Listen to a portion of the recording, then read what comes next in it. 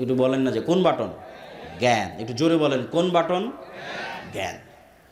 এখন জ্ঞানের বাটন চাপলে ক্ষমতা অর্জিত হবে। এই জ্ঞানের বাটন যদি ইহুদি চাপে, খ্রিস্টান চাপে, ক্যামব্রিজ এবং অক্সফোর্ডে বসে, আর এই পীরগঞ্জের মুসলমানের সন্তান free fire, PUBG, TikTok, YouTube, Netflix, বিড়ি, সিগারেট, বিপিএল, আইপিএলের জুয়া, অনলাইন বেটিং, নেশা, girlfriend, boyfriend, WhatsApp chatting, mobile chatting, যত সময় নষ্টের রাস্তা আছে, প্রত্যেক সময় নষ্টের রাস্তায় ব্যস্ত আছে পীরগঞ্জের মুসলমান।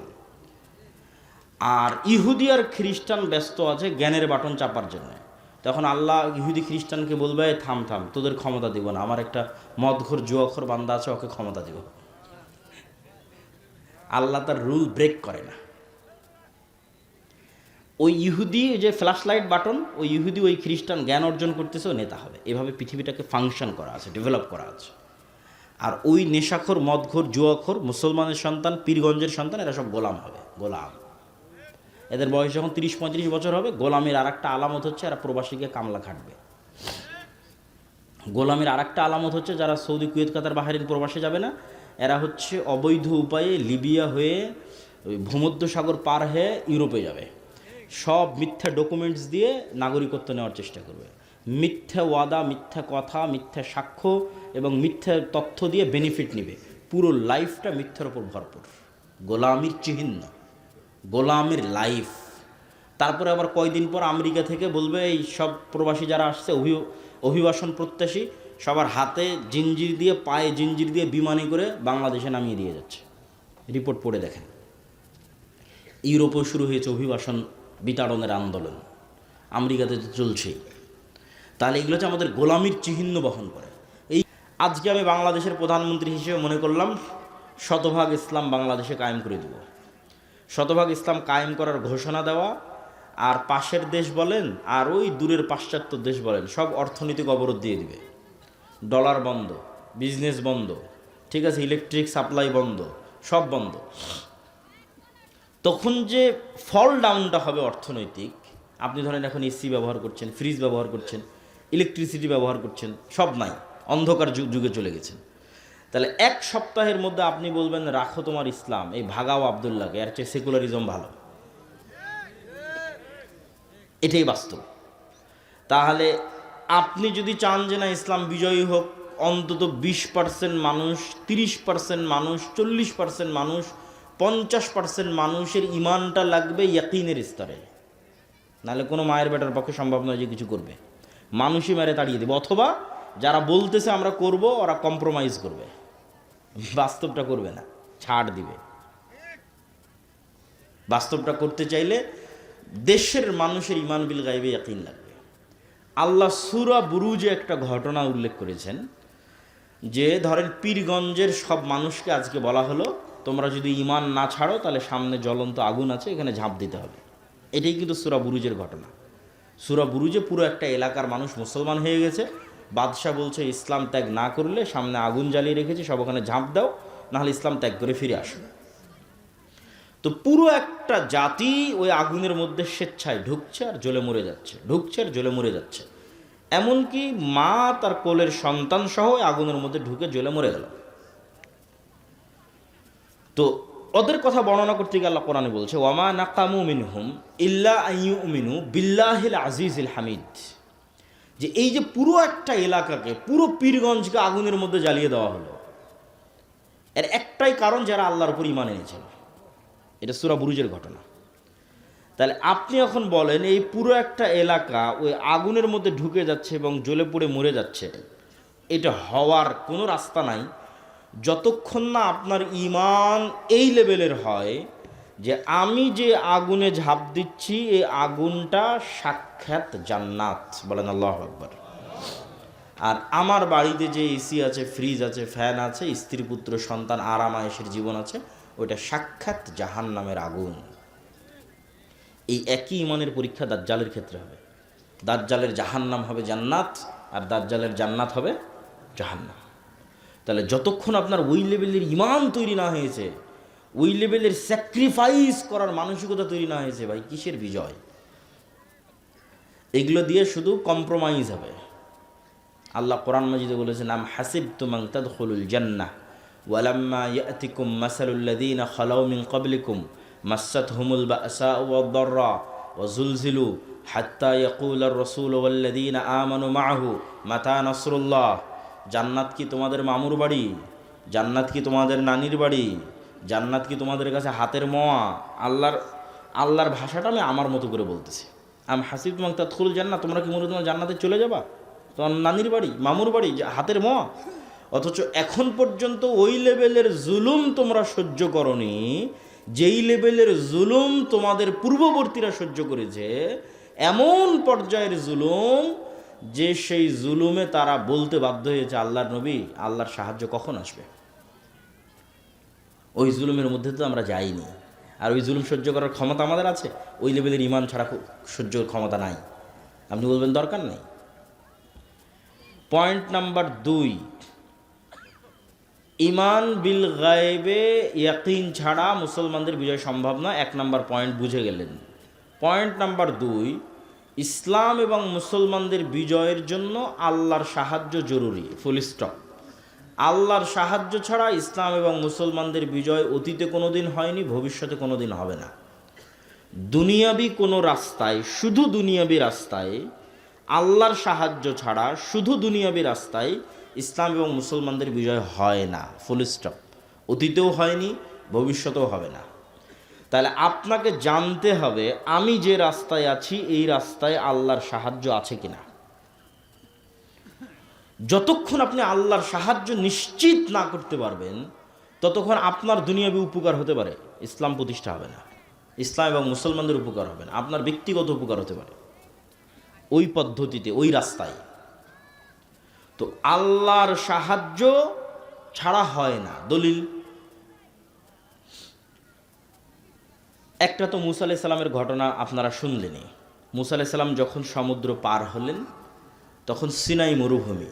এখনও আপনি গুগল ম্যাপে গেলে লোহিত সাগর পার হওয়ার পর ইসরায়েল এবং ফিলিস্তিন মুখে যখন যেতে থাকবেন, গাজা মুখে যখন যেতে থাকবেন, তখন সৌদি আরব, মিশর, ইসরায়েল, ফিলিস্তিন, এই 3 দেশের মধ্যে বিশাল মরুভূমি, এখনও মরুভূমি। এর নাম হচ্ছে সিনাই মরুভূমি।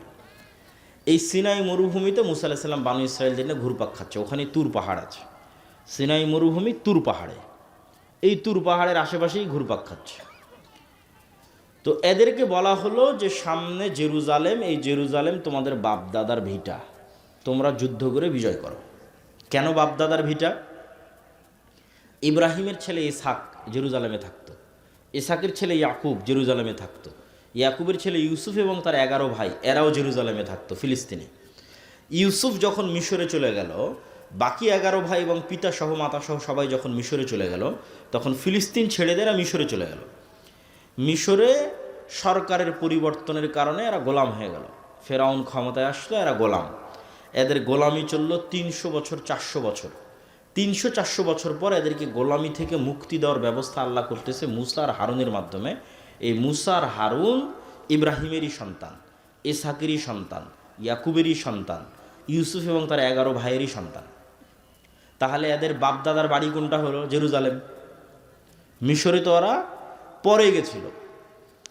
তো আল্লাহ বলছে ঠিক আছে, এখন তোমরা জেরুজালেমে যুদ্ধ করে বিজয় করো। তো বানু ইসরাইল বলছে ইন্না ফিহা কওমান জাব্বারিন, জেরুজালেমে 40 তলা 50 তলা দেহের অধিকারী মানুষের আছে, আর আমরা ওদের সামনে পিঁপড়ার সমপরিমাণ, আমরা কেমনে এদের সাথে যুদ্ধ করি? আমালেকা গোত্র। তো মুসা, তুমি আর তোমার আল্লাহ গিয়ে যুদ্ধ করো, আমরা পারবো না।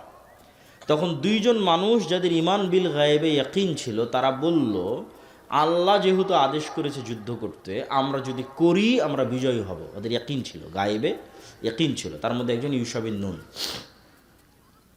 কিন্তু অধিকাংশ মানুষ যুদ্ধ করতে রাজি না হয়, আল্লাহ তাদের আযাব দিল 40 বছরের। যে মরুভূমির মধ্যে ঘুরপাক খাও 40 বছর, 40 বছরের আযাবের মধ্যে মুসা আলাইহিস সালাম মারা গেল। নতুন নবী হলো ইউশা বিন নুন। ইউশা বিন নুন বানু ইসরায়েলকে বলল ভুল হয়েছে, যুদ্ধ করতে হবে, তওবা করো, চলো যুদ্ধ করি। তওবা ইস্তেগফার করে যুদ্ধ শুরু করলো।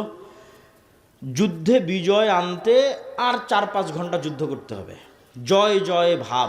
কিন্তু এখনও জয় হয়নি। আর এদিকে সূর্য ডুবে যাচ্ছে, সূর্য আর আধা ঘন্টা 1 ঘন্টার মধ্যে ডুবে যাবে, শুক্রবারের দিন বিকেলবেলা। আর শনিবারে মুসা আলাইহিস সালামের দিনে যুদ্ধ নিষিদ্ধ, তাহলে যুদ্ধ আবার শুরু করতে হবে রবিবার।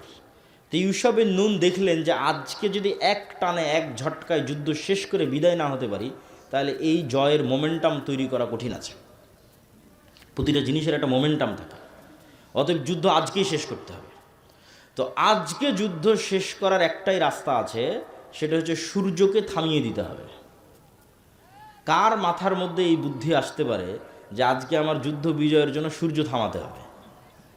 তাহলে কোন লেভেলের গায়েবে ইয়াকিন রাখতো ইউশা বিন নুন যে মাথার মধ্যে এই বুদ্ধি কাজ করতেছে যে এখন যুদ্ধ চালাবো, কাকে থামাতে হবে? সূর্যকে। দেখেন ইউশা বিন নুন আল্লাহকে বলতেছে, সূর্যের দিকে ইশারা করে, আল্লাহ আপনি সূর্য থামিয়ে দেন। তো বান্দার বিশ্বাস যেমন, আল্লাহর সহযোগিতা তেমন। সহিহ বুখারীর হাদিস, পৃথিবীর ইতিহাসে প্রথমবার আল্লাহ সূর্য থামিয়ে দিলেন। আল্লাহু আকবার, প্রথমবার। তাহলে এখানে ইউশা বিন নুন দুনিয়ার শক্তিতে বিজয় হচ্ছে না আল্লাহর সাহায্যে? আল্লাহর সাহায্যে। এই একই জেরুজালেম আবার 200-300 বছর পর দাউদ, সুলাইমান, তলুত তারা বিজয় করতেছে জালুতের বিরুদ্ধে। এটাও কোরআন থেকে বলবো। তো আল্লাহ বলল, তোমরা যদি যুদ্ধ করতে চাও, সামনে যে নদী আছে এই নদী পানি পান না করে পার হতে হবে, সাঁতার কেটে। এটা পরীক্ষা। এই পরীক্ষায় যারা পাশ করবে তারা যুদ্ধ করবে। তো পানি পান না করে পার হয়েছে 300 ± সামথিং মানুষ। এই 300 মানুষ পার হওয়ার পর দেখছে যে জালুতের লক্ষ বাহিনী। তো লক্ষ বাহিনীর সামনে 300 মানুষ দাঁড়ানোর কোনো রাস্তা আছে? কোরআনের আয়াত। এই 300 মানুষের একদল মানুষ বলছে, কোরআনের আয়াত, লা তাকাতা লানাল ইয়াউমা বিজালুতা ওয়া জুনুদি। আরে আজকে কিসের যুদ্ধ হবে? লক্ষাধিক মানুষের সাথে 300 মানুষের আবার যুদ্ধ কিসের? আমাদের তো কোনো শক্তিই নেই, যুদ্ধ সম্ভব নয়। আবার আর একদল মানুষ বলতেছে, তাদের কথাও আল্লাহ কোরআনে তুলে ধরেছে, কাম মিন ফিআতিন কালিলাতিন গালাবাত ফিআতান কাসীরাতাম বিইজনিল্লাহ। কত দুর্বল মানুষকে আল্লাহ কত শক্তিশালী মানুষের উপর বিজয় দিয়েছে আল্লাহর সাহায্যে। বলেন আল্লাহু আকবার। তাহলে 300 মানুষও লক্ষ মানুষের উপর বিজয়ী হতে পারে কার সাহায্যে? আল্লাহর সাহায্যে। ওরা যুদ্ধ শুরু করলো, দাউদ আলাইহিস সালাম নিজে হাতে জালুতকে হত্যা করলেন। দলিল নাম্বার 3, এটা শেষ দলিল, যে আল্লাহর সাহায্য ছাড়া বিজয় সম্ভব নয়। মুহাম্মদ সাল্লাল্লাহু আলাইহি ওয়াসাল্লাম বদরে, উহুদে, খন্দকে 3 যুদ্ধেই মুহাম্মদ সাল্লাল্লাহু আলাইহি ওয়াসাল্লামের 300, আবু জাহালের 1000, মুহাম্মদ সাল্লাল্লাহু আলাইহি ওয়াসাল্লামের 700, উহুদে আবু সুফিয়ানের 2000, খন্দকে মুহাম্মদ সাল্লাল্লাহু আলাইহি ওয়াসাল্লামের 700, আবু সুফিয়ানের 10,000। বদর, উহুদে তো মুহাম্মদ সাল্লাল্লাহু আলাইহি ওয়াসাল্লাম দুর্বল ছিলই, কিন্তু খন্দকে অসম্ভব। খন্দকে 10,000 সমান 700, 1000। তার মধ্যে আবার 300-400 মোনাফিক, তার মধ্যে আবার 3টা ইহুদি গোত্র, বানু কুরাইজা, বানু কায়নুকা, বানু নাজির। এরা তলে তলে বাইরের কাফের মুশরিকদের সাথে ওয়াদা দিয়ে রেখেছে, কোনো মতে মোহাম্মদকে ফালাও, আমরা তোমাদের সাথে আছি। তাহলে মুহাম্মদ সাল্লাল্লাহু আলাইহি ওয়াসাল্লাম মাত্র 500-700 মানুষ, আর বাইরে ঘেরাও করে আছে 10,000। বদরে এবং উহুদে একত্রিত হয়েছিল শুধু মক্কার মানুষ, আর খন্দকের দিন একত্রিত হয়েছে পুরো সৌদি আরবে, পুরো আরবে যত গোত্র উপগোত্র আছে সবাই একত্রিত হয়েছে। মদিনাকে মাটির সাথে মিশিয়ে দিতে হবে। মুহাম্মদ সাল্লাল্লাহু আলাইহি ওয়াসাল্লামের জীবনের সবচেয়ে করুণ এবং অসহায় সময় 2টা। তায়েফেও মুহাম্মদ সাল্লাল্লাহু আলাইহি ওয়াসাল্লাম এত অসহায় নয়। 2টা সময় সবচেয়ে অসহায়, একটা খন্দকের যুদ্ধের 1 মাস, আর একটা হচ্ছে আবু তালেবের সাথে শিয়াবে আবু তালেবে গৃহবন্দী অবস্থায় যে 3 বছর মক্কায়। তো মুহাম্মদ সাল্লাল্লাহু আলাইহি ওয়াসাল্লামের জীবনের যত ঘটনা দেখেন, পেটে পাথর বাঁধা, ক্ষুধার যন্ত্রণায়, সাহাবীদের খাবার না, এগুলো সব খন্দকের যুদ্ধের ঘটনা। এর চেয়ে করুণ ঘটনা মুহাম্মদ সাল্লাল্লাহু আলাইহি ওয়াসাল্লামের লাইফে আর পার হয়নি। তাহলে বদর, উহুদ, খন্দকে মুহাম্মদ সাল্লাল্লাহু আলাইহি ওয়াসাল্লামের কোনো রাস্তা নাই যে দুনিয়াবি লজিকে উনি বিজয়ী হতে পারে। বিজয়ের একমাত্র রাস্তা কার সাহায্য লাগবে? আল্লাহর সাহায্য লাগবে। একটা যুদ্ধে মুহাম্মদ সাল্লাল্লাহু আলাইহি ওয়াসাল্লাম দুনিয়াবি দিক থেকে শক্তিশালী ছিল, ওটা হচ্ছে হুনাইনের যুদ্ধ। এই যুদ্ধটা হয়েছে মক্কা বিজয়ের পর। তো মক্কা বিজয় করে তো এমনি কনফিডেন্স লেভেল হাই, সাহাবীদের কনফিডেন্স এমনি হাই, যে যেই মক্কা থেকে আমাদের বের করে দেওয়া হয়েছিল সেই মক্কা আজকে আমরা বিজয় করে নিয়েছি। তাহলে তো এমনি আত্মবিশ্বাস টপ লেভেলে। তার উপর আবার যুদ্ধের মাঠে গিয়ে দেখছে 12,000 মুজাহিদ। হুনাইনের যুদ্ধে সাহাবী 12,000। কোথায় 300 জন নিয়ে যুদ্ধ করেছে, 700 জন নিয়ে যুদ্ধ করেছে, 1000 জন্য যুদ্ধ করেছে, আর কোথায় 12,000। তো একে তো মক্কা বিজয় করে এসেছে, আর একে তো 12,000 মানুষ, আত্মবিশ্বাস টপ লেভেলে। বদর উহুদ খন্দকে যেহেতু দুর্বল ছিল, ভরসা ছিল আল্লাহর উপর। হুনাইনে দেখছে নিজেরাই সব, তখন নিজের উপর ভরসা। যুদ্ধ শুরু হওয়ার আধা ঘন্টার মধ্যে সব সাহাবী পালাচ্ছে আল্লাহর নবীর সামনে দিয়ে, পালানো শুরু। মুহাম্মদ সাল্লাল্লাহু আলাইহি ওয়াসাল্লাম অবস্থা বেগতিক দেখে ঘোড়া থেকে লাফ দিয়ে ভাষণ দেওয়া শুরু করলেন। আর ওনার চাচার খুব উঁচু আওয়াজ ছিল, মাইকের মতো। তো চাচা আব্বাসকে ডাক দিয়ে বললেন, আমি যা বলছি আপনি চিল্লিয়ে চিল্লিয়ে মানুষকে বলেন। তাহলে কি বোঝা গেল? মুহাম্মদ সাল্লাল্লাহু আলাইহি ওয়াসাল্লামের জীবদ্দশায় উনি জীবিত থাকতে, উনি যেই যুদ্ধে নিজে স্বয়ং উপস্থিত আছে, সেই যুদ্ধে দুনিয়ার শক্তিতে বিজয় হচ্ছে না। বুঝেন না মানে আমার কথা? দুনিয়ার শক্তিতে পাওয়ারফুল, বিজয় হচ্ছে না। তাহলে নবীর জীবদ্দশায় কার সাহায্য ছাড়া বিজয় হচ্ছে না? দুনিয়ার শক্তি আছে, তাও হচ্ছে না। কার সাহায্য লাগতেছে? আল্লাহর সাহায্য। আপনি যদি পারমাণবিক অস্ত্রেরও মালিক হয়ে যান, বিশ্বাস করেন আল্লাহর সাহায্য যদি না থাকে, ইসলাম এবং মুসলমানদের বিজয় সম্ভব নয়। তাহলে ফার্স্ট শর্ত পূরণ করতে হবে কার সাহায্য? আল্লাহর সাহায্য। আল্লাহর সাহায্য দুনিয়াতে কিভাবে আসে? আল্লাহর সাহায্য পৃথিবীতে নেমে নিয়ে আসার টেকনোলজি কি, সিস্টেম কি, পদ্ধতি কি, কোন টেকনোলজি ইউজ করলে আসমানি সহযোগিতা পৃথিবীতে নামে? তার একটা টেকনোলজি হচ্ছে সৎ আমল। সৎ আমলের মধ্যে সবচেয়ে পাওয়ারফুল হচ্ছে সালাত। সালাতের মধ্যে সবচেয়ে পাওয়ারফুল হচ্ছে রাতের সালাত। বুঝেন? তাহলে আসমান থেকে সহযোগিতা দুনিয়াতে নেমে আসবে, তার সবচেয়ে পাওয়ারফুল ওয়ে হচ্ছে রাতের সালাত।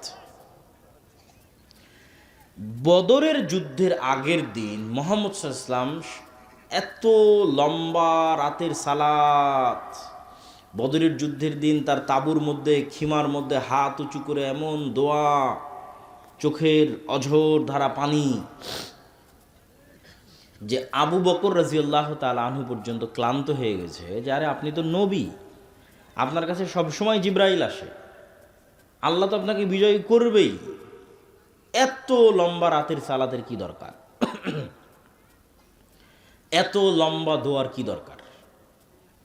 কিন্তু আপনি নিশ্চিত জেনে রাখেন যে আমি যতটুকু জানি, আপনি যতটুকু জানেন, তার চেয়ে মুহাম্মদ সাল্লাল্লাহু আলাইহি ওয়াসাল্লাম 1000 গুণ বেশি জানে যে আল্লাহর সাহায্য ছাড়া বদরে বিজয় সম্ভব নয়। ঠিক আমার এবং আপনার চেয়ে মুহাম্মদ সাল্লাল্লাহু আলাইহি ওয়াসাল্লাম আরও লক্ষ কোটি গুণ বেশি জানে যে আল্লাহর সাহায্য পৃথিবীতে আনার রাস্তা হচ্ছে সালাত, সালাতের মধ্যে রাতের সালাত। তাহলে এখন সামারি কি, রেজাল্ট কি, যেটা আমি আপনাকে বলতে চাচ্ছি, যে নবী মুহাম্মদ পৃথিবীর সর্বশ্রেষ্ঠ নবী হওয়ার পরেও বিজয়ের জন্য রাতের সালাতের মুখাপেক্ষী, লম্বা রাতের সালাতের মুখাপেক্ষী। আর আমি আপনি গুনাহগার হওয়ার পরও, নবী না হওয়ার পরও, রাতের সালাত বহু দূরের কথা, 5 ওয়াক্ত সালাত আদায় না করেও শুধু ভোট দিয়ে নাকি ইসলাম বিজয় হয়ে যাবে। সম্ভব নয়। যতক্ষণ মানুষ সালাত আদায় না করেছে ততক্ষণ আল্লাহ বিজয় দিবে না। আর যতক্ষণ আপনার ইমান বিল গায়েবে ইয়াকিন তৈরি না হয়েছে, যতক্ষণ আপনি আল্লাহর সাহায্য আনতে না পেরেছেন, আপনি চিন্তা করলেন যে শুধু দুনিয়ার রাস্তাতেই আমি কৌশল এবং পদ্ধতি অবলম্বন করব, করতে করতে মন্দিরও কয়দিন পর বানিয়ে দেওয়া লাগতে পারে। কয়দিন পর মন্দিরে আপনি মূর্তিও বানিয়ে দিলেন, পূজাতেও অংশগ্রহণ করলেন, ওইটা দিয়ে আপনি আল্লাহ সুবহানাহু ওয়া তাআলার সাহায্য আনতে পারবেন না। ওইটা যখন আপনার মাথার মধ্যে ঢুকে গেছে যে দুনিয়ার রাস্তায় একমাত্র রাস্তা, তখন এই রাস্তায় মানুষ চলে। আর যখন ইমান বিল গায়বে ইয়াকিন থাকবে, আল্লাহর সাহায্য নিয়ে আসার চিন্তা থাকবে, তখন পদ্ধতি হবে ভিন্ন, তখন রাস্তা হবে ভিন্ন। তাহলে আসমান থেকে সহযোগিতা আনতে পারে এরকম টেকনোলজির একটা বড় টেকনোলজি হচ্ছে সালাত। দেখেন, যুদ্ধের মাঠে আল্লাহর নবী সালাত আদায় করতে বলছে সাহাবীদেরকে। ওই সালাতের নাম সলাতুল খৌফ, যে অর্ধেক অর্ধেক ভাগ হয়ে যাবে, একদল যুদ্ধ চালাবে, পাহারা দিবে, আর একদল সালাত আদায় করবে। এখন যুদ্ধে বিজয়ের জন্য দুনিয়ার লজিক বলে সবাই মিলে যুদ্ধ করলেই তো ভালো। যত বেশি অস্ত্র ব্যবহার করব তত ভালো। সেখানে যুদ্ধের মধ্যে শক্তি ক্ষয় হলেও বলা হচ্ছে সালাত আদায় করো। তাহলে রেজাল্ট কি? রেজাল্ট হচ্ছে মুসলমানদের বিজয় কার সাহায্য ছাড়া হবে না? আল্লাহর সাহায্য ছাড়া না। তাই তোমার কাছে পারমাণবিক বম থাক আর অস্ত্র থাক আর তরবারি থাক, সেটা দেখে লাভ নাই। তোমাকে আগে প্রথম শর্ত পূরণ করতে হবে যে কার সাহায্য লাগবে? আল্লাহর সাহায্য। আর আল্লাহর সাহায্য পৃথিবীতে নামিয়ে আনতে পারে একটাই মাধ্যম, সেটা হচ্ছে সালাত। এটা মিস দেওয়া যাবে না। যার সালাত মিস হয়ে গেছে ও আল্লাহর গন্তি থেকে বের হয়ে গেছে, আল্লাহর কাউন্টের মধ্যে নাই। এখন বেনামাজি কোথায় পড়ে মারা গেল, কোথায় তার কি হলো, এটা আল্লাহ সুবহানাহু ওয়া তাআলা দেখবেন না। আপনাকে যদি আরও সহজ করে বোঝানোর জন্য বলি যে আমরা মোবাইলে যেমন ফিঙ্গারপ্রিন্ট ইউজ করি, ফেস ভেরিফিকেশন ইউজ করি, ঠিক আছে, কোনো অ্যাকাউন্ট খোলার জন্য ডানে তাকাতে বলে, বামে তাকাতে বলে, তখন পুরো ফেসটা নেয়, নিয়ে মিলায় যে হ্যাঁ এটা ওরই ফেস, তখন ওপেন হয়ে যায়। তো এই যে পাসওয়ার্ড দিয়ে যে আমরা ফোন ওপেন করতেছি, ফিঙ্গারপ্রিন্ট দিয়ে, ফেস ভেরিফিকেশন দিয়ে আজকে অনেক কিছু ওপেন করতেছি। মনে করেন পৃথিবী এমন একটা সিস্টেমের উপর দাঁড়িয়ে আছে, লাউহে মাহফুজে প্রত্যেকটা ইবাদতের একটা চিত্র আছে। লাউহে মাহফুজে প্রত্যেকটা ইবাদতের একটা ফরম্যাট দাঁড় করানো আছে। আপনি যখন ওই ফরম্যাট পৃথিবীতে নেওয়া শুরু করেন, তখন একটা আরেকটার সাথে যখন মিলে যায় তখন অটোমেটিক ওপেন হয়ে যায়। পাসওয়ার্ড মিলে গেছে, দরজা খুলে গেছে, এখন সাহায্য আসা শুরু হবে। ওই জন্য ওই সেম ফরম্যাটে দাঁড়াতে হবে, সেম ফরম্যাটে সিজদা, রুকু, ঠিক আছে। এইটা ভেরিফিকেশন, পাসওয়ার্ড।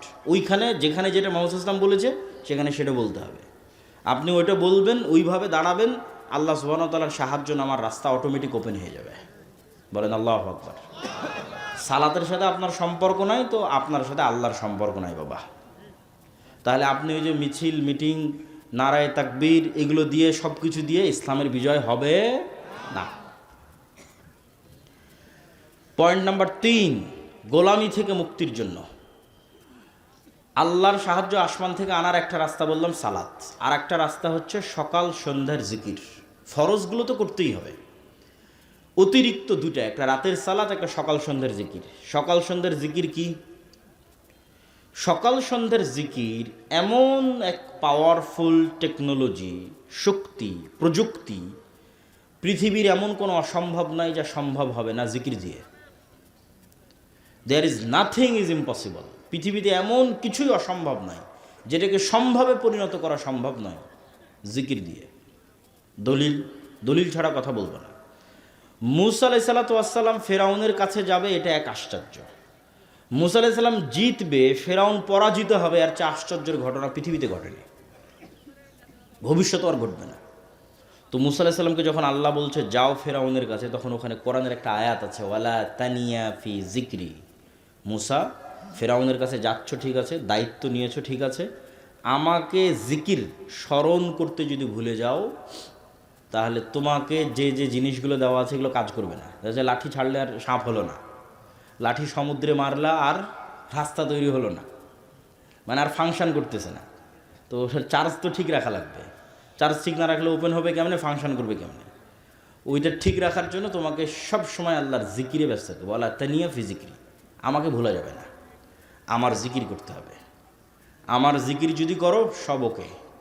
কত বড় বাদশা ফেরাউন, সেটা দেখার দায়িত্ব আল্লাহর, ওটা তোমার না। তখন বিশাল সমুদ্রের মধ্যে রাস্তা তৈরি হয়ে যাবে। জাকারিয়া আলাইহিস সালাতু ওয়াস সালাম মারিয়ামকে দেখে আল্লাহর কাছে দোয়া করতেছে, হুনালিকা দাআ জাকারিয়া রব্বাহ, যে আল্লাহ এই মারিয়াম এত ভালো মেয়ে, আমার যদি এরকম একটা ছেলে থাকতো, যেমন এখন অনেক মানুষ মনে করতেছে যে উসমান হাদি যেরকম সাহসী, এরকম যদি আমাদের একটা সন্তান হতো। তো আল্লাহ সাথে সাথে জাকারিয়া আলাইহিস সালামকে বললেন ঠিক আছে তোমার সন্তান হবে। এখন জাকারিয়া আলাইহিস সালামের নিজেরই আর বিশ্বাস হয় না যে সন্তান হবে, কেননা ওনার বয়স হয়ে গেছে 90-100 বছর বয়স, দাড়ি পেকে গেছে, চুল পেকে গেছে, স্ত্রী বন্ধা, চেয়েছেন ঠিক আছে, হবে কেমনে? তখন উনি পাল্টা আল্লাহকে বলতেছে আল্লাহ হবে যে, এটার কিছু চিহ্ন বলেন, আলামত বলেন। তো আল্লাহ বলছে চিহ্ন এবং আলামত হচ্ছে তুমি সকালে সন্ধ্যায় আমার জিকির করবে। বলেন আল্লাহু আকবার।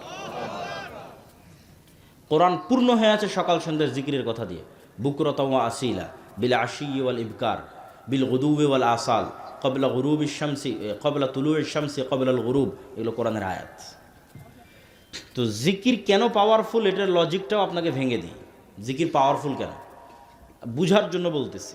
এইভাবে কোরআন এবং হাদিস আসছে এটা নয়, বুঝার সুবিধার্থে উদাহরণ দিচ্ছি। জিকির মনে করেন সাউন্ড টেকনোলজি, একটা টেকনোলজি যেটা শব্দ নির্ভর।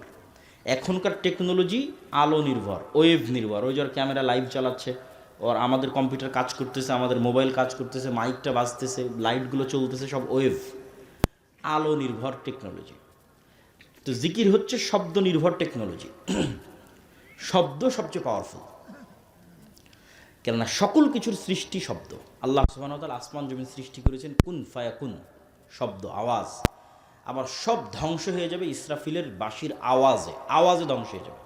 মানে আসমানকে এমন একটা সিস্টেমের উপর ডেভেলপ করা আছে যে ও ইসরাফিলের বাঁশির আওয়াজ বুঝতে পারবে, বাঁশির আওয়াজ রিসিভ করবে, রিসিভ করার মাত্র ফেটে যাবে, চৌচির হয়ে যাবে।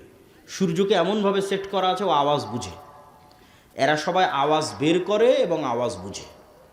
আল্লাহ কোরআনে বলছেন এটা গায়েব, আল্লাহ জানিয়েছেন। এই গায়েবটা আমি আপনাকে জানাচ্ছি, আল্লাহ জানিয়েছেন কোরআনে। ইউসাব্বিহু লিল্লাহি মা ফিস সামাওয়াতি ওয়া মা ফিল আরজ, আসমান জমিন এবং তার মধ্যে যা কিছু আছে, এই মাইকও, এই পানির বোতলও, এই গায়ের জামাও, এই প্যান্ডেলও, এরা সব 24 ঘন্টা আল্লাহর তাসবিহ পাঠ করতেছে। এটা গায়েব, কেউ জানে না, আল্লাহ কোরআনে জানিয়েছেন। এই গায়েবের ওপর যখন আপনি ইয়াকিন রাখবেন, আপনার গোলামি থেকে মুক্তির রাস্তা শুরু হয়ে গেছে কিন্তু। আর এই গায়েবের ওপর ইয়াকিন না থাকলে আপনি আগাতে পারবেন না। তাহলে এক নম্বর হচ্ছে গায়েবের উপর ইয়াকিন লাগবে। তাহলে এরা তো 24 ঘন্টা শব্দ বের করছে, মানে আমি যে শব্দ বলবো এই শব্দ এরা বুঝবে। আমি যদি বলি সুবহানাল্লাহি ওয়া বিহামদিহি সুবহানাল্লাহিল আযীম, তাহলে সব শুনতেছে, যতদূর পর্যন্ত শুনতেছে এরা প্রত্যেকটা কিয়ামতের মাঠে সাক্ষী দিবে। আল্লাহু আকবার। মুয়াজ্জিনের মাইকের আজান যতদূর পর্যন্ত যাবে এরা সবগুলো সেভ করে, রেকর্ড, শুনে, আন্ডারস্ট্যান্ড করে, ফিল করে, সব এরা কিয়ামতের মাঠে সাক্ষী দিবে। এই জন্য জিকির মোস্ট পাওয়ারফুল, কেন সাউন্ড টেকনোলজি মোস্ট পাওয়ারফুল। গোলামি থেকে আজাদির 4 নাম্বার রাস্তা, এবং এটা সবচেয়ে গুরুত্বপূর্ণ, আজকের আলোচনার সবচেয়ে গুরুত্বপূর্ণ পার্ট। এই একটা সমস্যা যদি আমরা সমাধান করে ফেলতে পারি, যেটা এখন বলবো, আলাদা করে কোনো আন্দোলন করা লাগবে না, আলাদা করে মিছিল মিটিং লাগবে না, আলাদা করে ভোট লাগবে না। সারা বাংলাদেশ একদিনে ইসলামপন্থী হয়ে যাবে, একদিনে ইসলামের বিজয় হয়ে যাবে। সেই রাস্তাটা কি? ইসলামের বিজয় মানে আপনি কি বুঝেন এটা আগে আপনাকে বুঝতে হবে। আপনি যদি মনে করেন ইসলামের বিজয় মানে পুরো পীরগঞ্জের মানুষ আজকে সবাই সালাত আদায় করবে, এই পুরো পীরগঞ্জের মহিলারা আজকে থেকে পর্দা করবে, তাহলে আপনি এখনও সঠিক বুঝটা অর্জন করতে পারেননি। ধরেন এই পুরো পীরগঞ্জের মানুষ সবাই মসজিদে আজ কাল ফজর থেকে সালাত আদায় করলো, এটাও ইসলাম এবং অনেক জরুরি কর্তব্য। আজকে থেকে সকল মহিলারা পর্দা করলো, কিন্তু এই নামাজি মানুষরাই, এই পর্দা করা মহিলারাই একজন আরেকজনের উপর জুলুম করে, একজন আরেকজনের টাকা মেরে খায়, একজন আরেকজনকে ধোঁকা দেয়, একজন আরেকজনকে মিথ্যা বলে। তাহলে কি এখানে ইসলাম প্রতিষ্ঠা হয়েছে? এইটা যেই দিন বুঝতে পারবেন সেই দিন বুঝবেন যে ইসলাম প্রতিষ্ঠা হওয়া মানে কি। ইসলাম রাষ্ট্র ক্ষমতায় যাওয়ার বেসিক হচ্ছে ইনসাফ, ন্যায়, সত্যবাদিতা, বেসিক।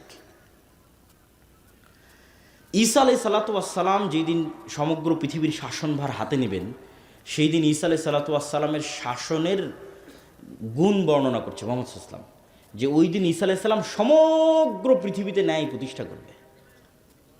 তাহলে ঈসা আলাইহিস সালামের শাসনের গুণ কি? সমগ্র পৃথিবীতে কি প্রতিষ্ঠা হবে? ন্যায় প্রতিষ্ঠা হবে। তাহলে আমরা তো সারা বাংলাদেশে 90% মুসলমান। এই 90% মুসলমানের দেশে আলাদা করে ইসলাম প্রতিষ্ঠা করার প্রয়োজনই নাই। যদি 90% মুসলমানের দেশে সবাই আজ থেকে বলে যে আমি ন্যায় প্রতিষ্ঠা করব, সত্যবাদী হব, আলাদা করে কিছু করা লাগবে না, 80% ইসলাম প্রতিষ্ঠিত হয়ে যাবে। ওইটা যদি আপনি ফিল আপ না করতে পারেন, তাহলে বাহ্যিকভাবে যতই হোক বাস্তবে ইসলাম প্রতিষ্ঠিত হবে না। তাহলে এবং ওই গুণটা, আমরা যে দুর্নীতির মধ্যে আছি, ধোঁকাবাজির মধ্যে আছি, 2 নম্বরই রাস্তার মধ্যে আছি, এটা গোলামির গুণ,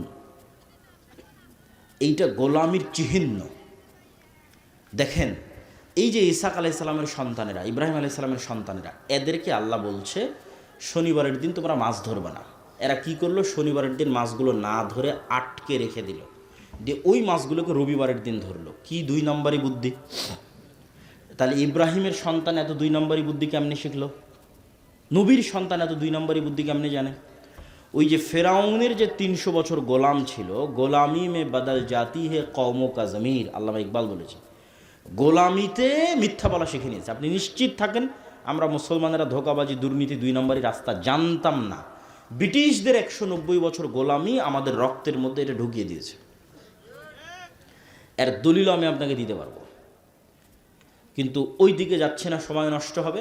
জাস্ট পয়েন্টের উপর ফোকাস থাকি যে সত্যবাদিতা, ন্যায়পরায়ণতা নেতৃত্বের বিকাশের প্রথম ভিত্তি, আর মিথ্যা, দুর্নীতি, গোলামির প্রথম ভিত্তি। তাহলে যে সত্যবাদী, ন্যায়পরায়ণ ও নেতা, যে মিথ্যুক, ধোঁকাবাজ, 2 নম্বর রাস্তা অবলম্বন করে ও গোলাম। এখন আপনি আরও আপনাকে প্র্যাকটিক্যাল উদাহরণে চলে যায়। ধরেন উসমান হাদি। গণতন্ত্রের যে কালচার, এই কালচার হচ্ছে আপনাকে মনোনয়ন আনতে গেলে, সিট ভাগাভাগি করতে গেলে, ভোটে জিততে হলে আপনাকে এর বিরুদ্ধে, ওর বিরুদ্ধে, এর পক্ষে গ্রুপিং, লবিং, লিয়াজু, টাকা পয়সার লেনদেন, অনেক কিছুর মধ্যে বাই ডিফল্ট যুক্ত হতে হয়। এটা কালচার। ডেমোক্রেসি এই কালচারের উপর প্রতিষ্ঠিত। তাহলে যখনই আপনি ওই প্রত্যেকটা জিনিসের মধ্যে ঢুকতেছেন, তখন আল্লাহর গায়েবে নেতা হওয়ার যে ফরম্যাট ঠিক করা আছে, যে মানুষটা নেতা, ওই ফরম্যাটটা হচ্ছে আপনি শতভাগ সত্যবাদী হবেন, শতভাগ ন্যায়পরায়ণ হবেন। যখনই আপনি এই ফরম্যাটের মধ্যে ঢুকে যাচ্ছেন, তখন আপনি ওখান থেকে গোলামির যে চিহ্ন, সেই চিহ্নর দিকে যাত্রা শুরু করতেছেন। তো উসমান হাদি এই জায়গায় কি করেছে? সে নিজের জায়গায় শতভাগ সৎ এবং শতভাগ ন্যায়পরায়ণ থেকে তার জ্ঞান এবং মেধা দিয়ে ভয়েস উচ্চারণ করেছে, আওয়াজ উঠিয়েছে। তাহলে এইটাই হলো নেতৃত্বের বিকাশের শর্ত। আমাদের এরকম 500 উসমান হাদি দরকার, এরকম 1000 উসমান হাদি দরকার, যে শতভাগ সত্যবাদী থাকবে। কোনো দল, কোনো সংগঠন, কোনো মানুষ, কোনো ব্যক্তি কোনো কিছুর প্রতি দায়বদ্ধ থাকবে না। কারোর সাথে লিয়াজু মেনটেন করতে গিয়ে, লবিং মেনটেন করতে গিয়ে শতভাগ সত্য বলতে পারবে না, এই রকমের কোনো পিছুটান তার থাকবে না। জ্ঞানে থাকবে সর্বোচ্চ, যেটা লাস্ট পয়েন্টে আসবো, যে জ্ঞান। ইমান বিল গায়েবে ইয়াকিন থাকবে, সৎ আমল থাকবে, রাতের সালাতে পাবান্দ, 5 ওয়াক্ত সালাতে পাবান্দ। এরকম 500টা যদি আপনি নেতা তৈরি করে দিতে পারেন, 500, তাহলে আমি এটা বাংলাদেশের ক্ষমতা অর্জনের রাস্তা বলছি না, এটা পৃথিবীর ক্ষমতা অর্জনের রাস্তা, যেটা কোরআনে দেওয়া আছে। এটা দিয়ে পৃথিবী বিজয় করা সম্ভব, সত্যবাদিতা এবং ন্যায়পরায়ণতা দিয়ে। এটা নেতা তৈরি হওয়ার রাস্তা, নেতা তৈরি হওয়ার বীজ। এখন আপনি কেমনে প্র্যাকটিক্যাল লাইফে আমার এই বক্তব্যকে ফিট করবেন যে ঠিক আছে, আজ থেকে আমরা গোলামি থেকে মুক্তি চাই। তা আবদুল্লাহ ভাই বলেছে, গোলামি থেকে মুক্তি পেতে চাইলে সত্যবাদী, ন্যায়পরায়ণতার মাপকাঠিতে আসতে হবে, না হলে গোলামি থেকে মুক্তি সম্ভব নয়। তো আমি কেমনে চেক করব যে আমি গোলাম না নেতা? আপনারা যারা এখানে বসে আছেন, তারা নিজে বুকে হাত দিয়ে জিজ্ঞেস করেন যে আপনার পিতার সম্পত্তিতে আপনার বোনকে ন্যায় এবং ইনসাফের সাথে ভাগ দিয়েছেন কিনা। হাসার কিছু না। যদি আপনি আপনার পিতার সম্পত্তিতে আপনার বোনকে ন্যায়ের সাথে, ইনসাফের সাথে ভাগ করে দিয়ে থাকেন, তাহলে আপনার মধ্যে নেতৃত্বের ক্রাইটেরিয়া আছে। দুনিয়ার দৃষ্টিতে না, আল্লাহ গায়েবে নেতা হওয়ার যে ক্রাইটেরিয়া নির্ধারণ করেছে, ওই ক্রাইটেরিয়া আপনার নেতার গুণ আছে। আর যদি আপনি ন্যায় এবং ইনসাফের সাথে বন্টন করে না থাকেন, ভালো জমিটা আপনি নিয়েছেন, নদীর ডোবা জমিটা আপনি দিয়েছেন, যেটাতে বেশিবার ফসল হয় সেটা আপনি নিয়েছেন, কম ফসল বোনকে দিয়েছেন, দেরিতে দিয়েছেন, গড়িমসি করেছেন, অথবা এখনও দেননি, নিশ্চিত থাকেন আপনিও যদি কোনো মতে এমপি মন্ত্রী হতে পারেন, গত 16 বছর তারা যা দুর্নীতি করেছে আপনি তার চেয়ে বেশি দুর্নীতি করবেন। তাহলে এই সিস্টেমে, ধরেন গণতান্ত্রিক সিস্টেমে 300 এমপি আমি নির্বাচিত করে দিলাম। এই 300 এমপি ধরেন কথার কথা, ধরেন আল্লাহ না করুক, ধরেন কথার কথাই 300 এমপি দুর্নীতিগ্রস্ত। তাহলে এই দুর্নীতিগ্রস্ত 300 এমপি আপনাদের দৃষ্টিতে নেতা, আর আল্লাহর লজিকে তারা নেতা না গোলাম? এই জিনিসটা যেই দিন বুঝবেন, ওই দিন গোলামির জিঞ্জির ভাঙ্গা শুরু হবে। এই জিনিসটা যেদিন ফিল করবেন না, মেরুদণ্ড বিক্রি করা যাবে না। ওসি, ডিসি, এসপি, মন্ত্রী, মিনিস্টার বাই ক্ষমতায় যারা আসে, এরা 3 বছরের জন্য, 5 বছরের জন্য, 2 বছরের জন্য। কিন্তু আর্মিতে যে জয়েন করেছে, ও তো রিটায়ার্ড না করা পর্যন্ত ওখানেই থাকবে। ওসি, ডিসি, এসপি, মন্ত্রী, মিনিস্টার যে হয়েছে, ওসি, ডিসি, এসপি, তারপরে এসিল্যান্ড, সাব রেজিস্ট্রার, এরা তো রিটায়ার্ড না করা পর্যন্ত আছে। তাহলে এই যে এরা তো সব আমাদেরই জনগণ, সাধারণ জনগণ। আর এক দলকে আপনি মিথ্যুক, দুর্নীতিবাজ, উমুক দলেই তুমুক দলেই, সব তো আমরাই নিজেরাই দুর্নীতিবাজ। আমরা সাধারণ জনগণই তো দুর্নীতিগ্রস্ত। তাহলে এই OC, DC, SP, AC land, sub registrar এদের 50% নামাজি। আমার কথাটা বুঝেন, আমার আইডিয়া যে 50% নামাজি, এদের 70% ওমরা করে, হজ করে, এদের 100% বিভিন্ন মসজিদ, মাদ্রাসা, ইসলামী সম্মেলনের সভাপতি, প্রধান অতিথি, বিশেষ অতিথি, 100%। কিন্তু ওই ওসি, ওই ডিসি, ওই এসপি, ওই এসিল্যান্ড, ওই সাব রেজিস্ট্রার যখন তার চেয়ারে বসতেছে তখন সে আমানতের খেয়ানত করতেছে। তাহলে এখন তার মধ্যে ইমান ঢুকেছে, সে কি বুঝলো ইসলাম কি? এটাই তো আমরা বুঝাইতে পারলাম না ইসলাম কি। মুহাম্মদ সাল্লাল্লাহু আলাইহি ওয়াসাল্লামকে আল্লাহ সুবহানাহু ওয়া তাআলা নামাজ শিখালো 53 বছর বয়সে। মক্কা থেকে হিজরত করারও 2 বছর পর সালাত, সিয়াম, হজ, যাকাত শিখানো হয়েছে। বয়স তখন 53-52 বছর বয়স। তাহলে এই 13 বছর 10 বছর কি শিখালো আল্লাহ? এই 13 বছর 10 বছর প্রকৃত ইমানদার বানিয়েছে। এক কালবের মধ্যে লা ইমানা লিমান লা আমানাতা লাহু, এক কালবের মধ্যে আল্লাহর উপর ইমান আবার মিথ্যা ধোঁকাবাজি 2 নাম্বারই থাকতে পারে না, এটা আল্লাহর নবীর হাদিস। তাহলে যে কালবে ইমান আছে দাবি করছে, বাহ্যিক 5 ওয়াক্ত সালাত দিয়ে দেখাচ্ছে আমি মুসলমান, হজ এবং ওমরা করে দেখাচ্ছে আমি মুসলমান, কিন্তু ওর চেয়ারে যখন বসতেছে তখন ন্যায় করতে পারতেছে না, দুর্নীতি করতেছে, 2 নম্বরই রাস্তা অবলম্বন করতেছে, ধোঁকাবাজি করতেছে, মিথ্যা বলতেছে, ওয়াল্লাহে আল্লাহর কসম, আল্লাহর নবীর হাদিস অনুযায়ী সে মুনাফিক। ইজা হাদ্দাসা কাযাবা ওয়া ইজা ওয়া'আদা আখলাফা ওয়া ইজা তুমিনা খানা, কথা বললে মিথ্যা বলে, ওয়াদা করলে ভঙ্গ করে, যে দায়িত্ব দেওয়া হয়েছে আমানতের খেয়ানত করে। তাহলে পুরো দেশ একদিনে 80% ইসলাম বাস্তবায়ন হয়ে যাবে। দেশের এসি, ওসিল্যান্ড, সাব রেজিস্ট্রার এরা তো কেউ হিন্দু নয়, সব তো মুসলমান, সব তো আমরাই, সব তো আপনাদের সন্তান, আপনারাই।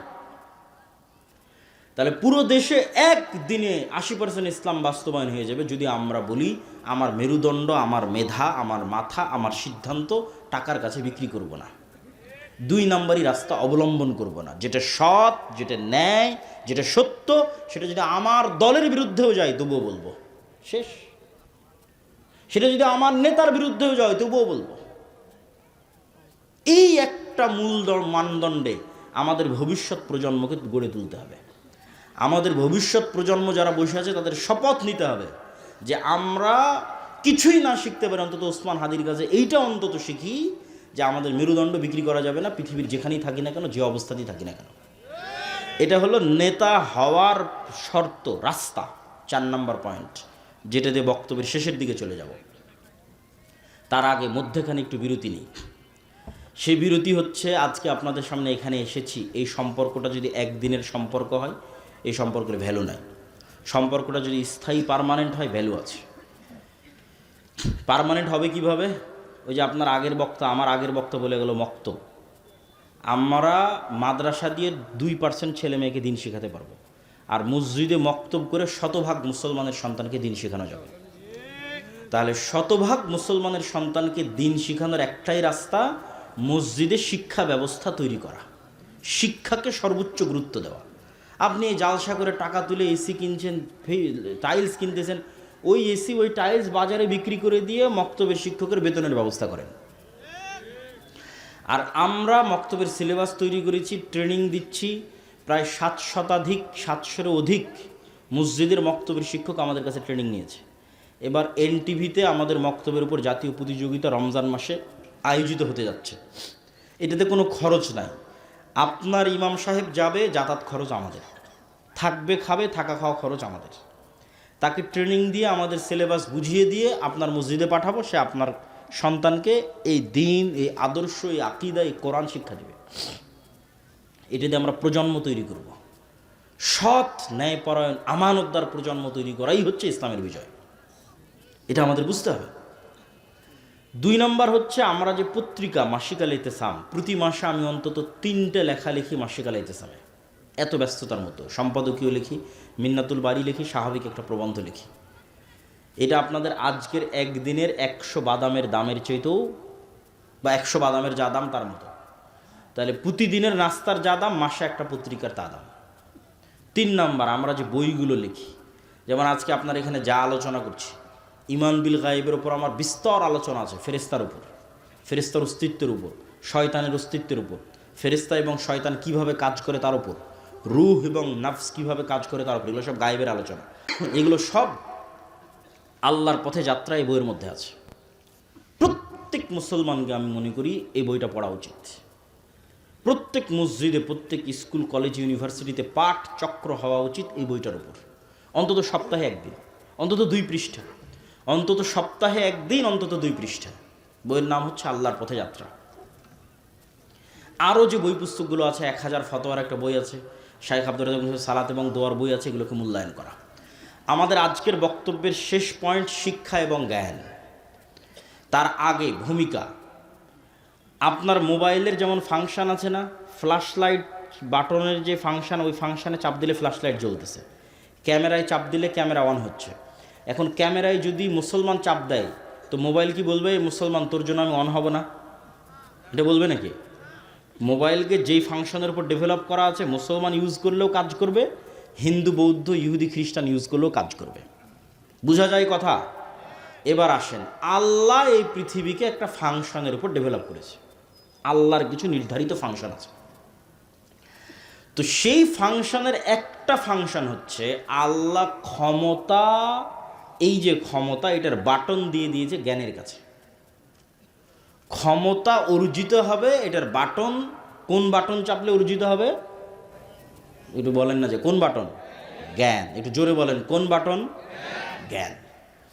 এখন জ্ঞানের বাটন চাপলে ক্ষমতা অর্জিত হবে। এই জ্ঞানের বাটন যদি ইহুদি চাপে, খ্রিস্টান চাপে, ক্যামব্রিজ এবং অক্সফোর্ডে বসে, আর এই পীরগঞ্জের মুসলমানের সন্তান free fire, PUBG, TikTok, YouTube, Netflix, বিড়ি, সিগারেট, বিপিএল, আইপিএলের জুয়া, অনলাইন বেটিং, নেশা, girlfriend, boyfriend, WhatsApp chatting, mobile chatting, যত সময় নষ্টের রাস্তা আছে, প্রত্যেক সময় নষ্টের রাস্তায় ব্যস্ত আছে পীরগঞ্জের মুসলমান।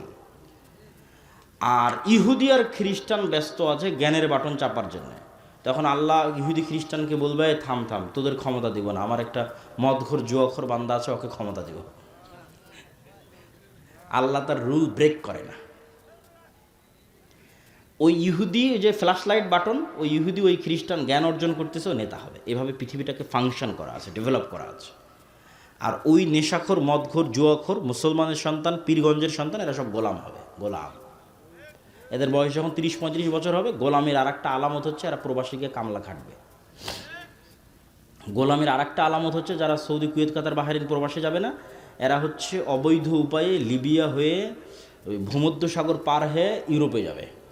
সব মিথ্যা ডকুমেন্টস দিয়ে নাগরিকত্ব নেওয়ার চেষ্টা করবে। মিথ্যা ওয়াদা, মিথ্যা কথা, মিথ্যা সাক্ষ্য এবং মিথ্যা তথ্য দিয়ে বেনিফিট নেবে। পুরো লাইফটা মিথ্যার উপর ভরপুর। গোলামির চিহ্ন, গোলামের লাইফ।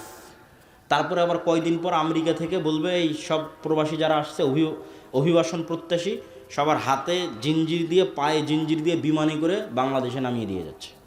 রিপোর্ট পড়ে দেখেন। ইউরোপেও শুরু হয়েছে অভিবাসন বিতাড়নের আন্দোলন, আমেরিকাতে তো চলছেই। তাহলে এগুলো হচ্ছে আমাদের গোলামির চিহ্ন বহন করে। এই গোলামি থেকে বাঁচার রাস্তা কি বাবা? জ্ঞান অর্জন করতে হবে, পড়তে হবে। এর বাইরে আর কোনো রাস্তা নেই। ইহুদিরা চায় যে মুসলমানেরা নেশা এবং জুয়ায় ব্যস্ত থাক। কেননা নেশা এবং জুয়ায় ব্যস্ত যে, তাকে গোলাম বানানো সহজ। ধরেন এই ওসমান হাদি যদি নেশাগ্রস্ত হতো, জুয়াখোর হতো, এ কি টকশোতে এসে মানুষের সামনে এসে প্রশ্ন করত? প্রশ্ন করত না। আর ওই প্রশ্নকে মানুষ ভয় পায়, তখন গুলি করে উড়িয়ে দিয়েছে। তাহলে ওই প্রশ্ন করবে না যদি সবাই জুয়াখোর, নেশাখোর হয়। তাহলে সবকে জুয়ায় আর নেশায় ব্যস্ত রাখো, তাহলে প্রশ্ন করবে কই? পড়বেও না, জ্ঞানও শিখবে না, প্রশ্নও করবে না। তাহলে তো অটোমেটিক গোলাম। তাহলে তো আমরা নিজেরা নিজেদের পায়ে গোলামের জিঞ্জির বেঁধে রেখেছি। তাহলে এই জিঞ্জির আমাদের ভাঙতে হবে। এটার আর কোনো রাস্তা নাই, জ্ঞান অর্জন করা ছাড়া, পড়া ছাড়া আর কোনো রাস্তা নাই। অতএব আমরা যদি গোলামি থেকে বাঁচতে চাই, তাহলে আজকের বক্তব্যে যে পয়েন্টগুলো আপনাদের সামনে তুলে ধরলাম, পুরো বক্তব্যের সারমর্ম এক এক করে বলতেছি। ইমান বিল গায়েবে ইয়াকিন লাগবে, গায়েবে ইয়াকিন অর্জিত হতে হবে, নাহলে স্যাক্রিফাইস করতে পারবেন না। দুনিয়ার জীবনকে সব কিছু মনে করবেন, পরকালকে বিশ্বাস করতে পারবেন না। আপনাকে মনে করে নিতে হবে যে আমি মারা যাব না, আমি মারা গেছি। মারা যাব বললেই তো ভয় পাবেন, আর যখন মনে করে নেবেন না মারা গেছি, তখন তো আর কোনো ভয় নাই, পৃথিবী আপনার পায়ের নিচে। কেন, মারা তো একদিন যেতেই হবে। আজ থেকে 100 বছর পরে 2100 সালে এখানে কেউ থাকবে না। আজ থেকে 100 বছর পূর্বে যারা ছিল তারা আজকে নাই।